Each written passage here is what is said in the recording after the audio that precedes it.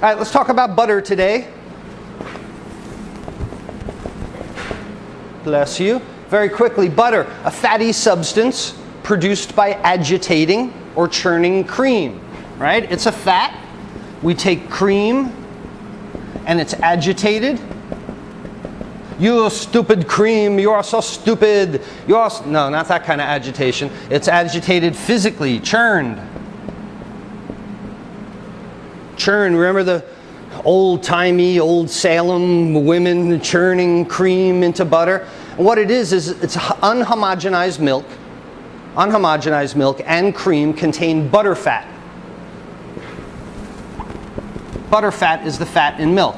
What happens is these globules, they're surrounded by membranes of phospholipids. These are called phospholipids.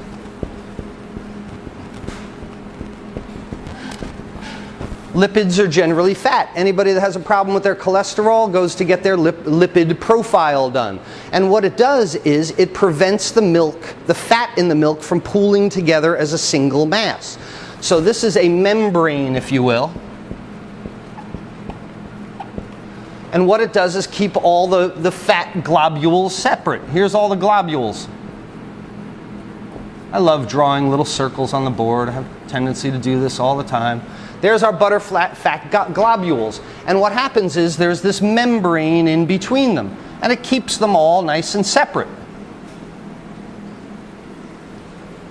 Keeps them from floating. The fat globules in cream surrounded by a membrane that keeps them separated, keeps them in suspension. But when you start to agitate the cream, when you start to churn it, when you put it in a robo-coup, something that mechanically churn it, what it does is break these membranes. It keeps these separating items and it busts them aside. So what it allows the fat to do is become larger and larger and stick together until you have all these fat globules that come together in one gigantic mass. So you're taking something that is made from 2 or 3 ingredients held in suspension. You're destroying what keeps them separately so that they come together and you get that butter fat. So you agitate the cream, it damages the membrane, it allows these milk fats to conjoin, to come together, and it separates from other parts of the cream. And this is how we get butter.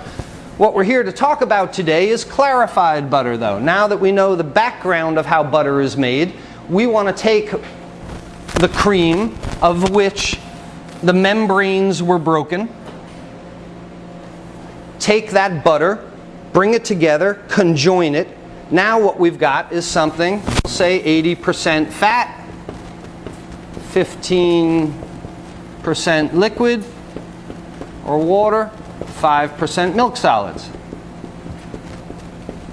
I've already told you that butter smokes at a very low temperature. Well, milk solids burn at a very low temperature as well. So when we clarify butter, the object is to get rid of the liquid, get rid of the milk solids, and only have the fat.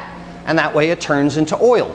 It's an oil. An oil is a fat that is liquid at room temperature.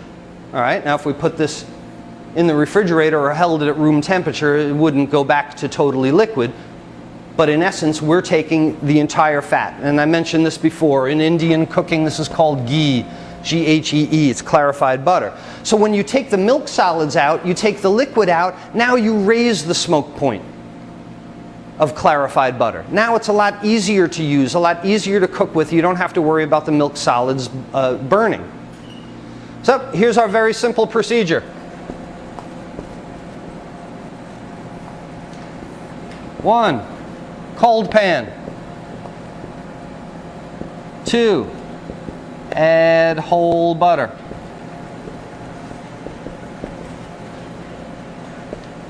Cut into cubes. This is something we'll talk about again and again and again. Anytime you increase the surface area of something, it's going to take on more heat. So when we clarify butter, we don't take the whole pound stick of butter and just drop it in the pan, because the inside of the butter is insulated. Cut it into as many small cubes as you can to increase the surface area. It'll melt better. We add heat. Softly and slowly. Do not agitate.